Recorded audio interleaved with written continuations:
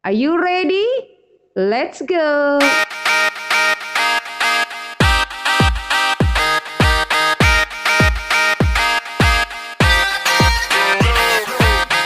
Hai, Assalamualaikum warahmatullahi wabarakatuh. How is your day guys? Bagaimana kabar kalian hari ini? Mudah-mudahan tetap dalam kondisi yang sehat dan baik-baik saja.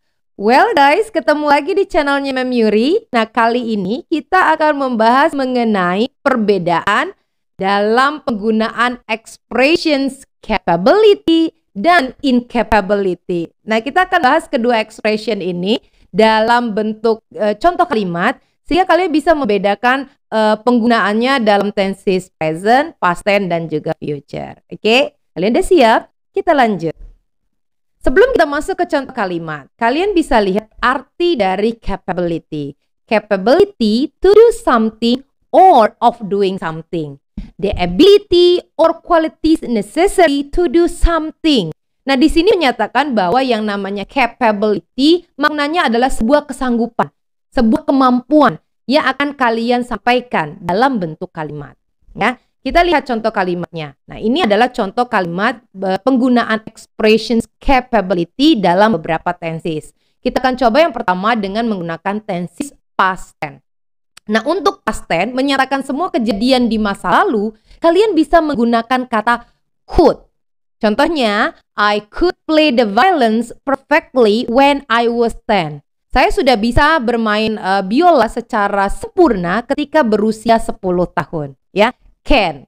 Atau yang kedua, kalian bisa menggunakan to be dari past tense, yaitu was or were. Contohnya, I was able to play the violin perfectly when I was young. Ya, to be dari past tense, was or were, depend on the subject. Yang kedua, kita akan coba membuat kalimatnya dalam bentuk tenses present saat ini. Kalian bisa menggunakan kata can di situ. Contohnya, I can play the violin perfectly now. Oke, menggunakan can. Atau dengan menggunakan to be dari present, yaitu penggunaan to be is, am, or are. Tergantung dari subjeknya. Contoh, I am able to play the violin perfectly now. Ada to be am di situ, ya, to be dari present. Yang ketiga, yaitu menggunakan bentuk tenses future. Bentuk tenses future, you bisa gunakan will able, ya. Contohnya, I will able to play the violins well when I finish my music course. Saya akan mampu bermain violin atau biola dengan baik ketika saya sudah menyelesaikan kelas musik saya, ya, kursus musik saya. Nah, menggunakan will able atau juga dengan menggunakan will be able. Ya, bisa dengan will able atau will be able. You get it? Kita lanjutkan ke expression yang berikutnya, yaitu incapability. In opposite, ya, kebalikannya. Yang maknanya adalah to do something or of doing something. Is inability to do something. The fact of not being able to do something. Maknanya adalah ketidakmampuan atau ketidakbisaan untuk melakukan sesuatu. Nah, kita lihat contohnya dalam kalimat. Ini dia, contoh kalimat yang menggunakan incapability.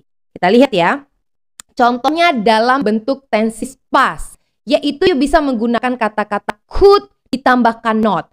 Couldn't atau singkatan dari could not. I couldn't sing at all when I was in elementary school. Saya tidak bisa bernyanyi ketika saya masih duduk di bangku SD. Atau dengan menggunakan to be dari past, was or were, dan menambahkan un sebelum able. Unable. Nah, perlu kalian tahu bahwa un di situ maknanya sama dengan not, tidak, ya. Unable. I was unable. Oke. Nah, sekarang contohnya dalam bentuk tenses present. Kalian bisa menggunakan kata cannot, ya. Cannot atau disingkat dengan can't.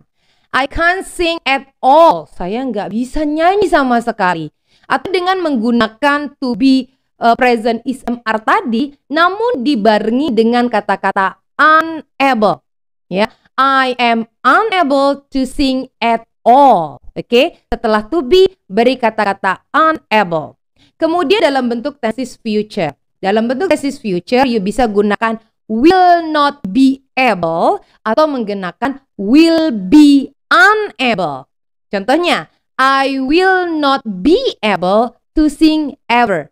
Or, I will be unable to sing ever.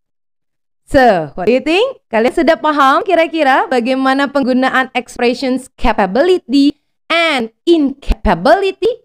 Expression menggunakan kemampuan dan ketidakmampuan. Nah, kalau sudah selesai, maka kalian tahu apa yang harus kalian lakukan. Jangan lupa like, share, dan juga subscribe di channel. Lonceng notifikasi tentunya supaya kalian terus mendapatkan update-update pelajaran terbaru dari saya. Oke guys, thank you very much. See you and wassalamualaikum warahmatullahi wabarakatuh.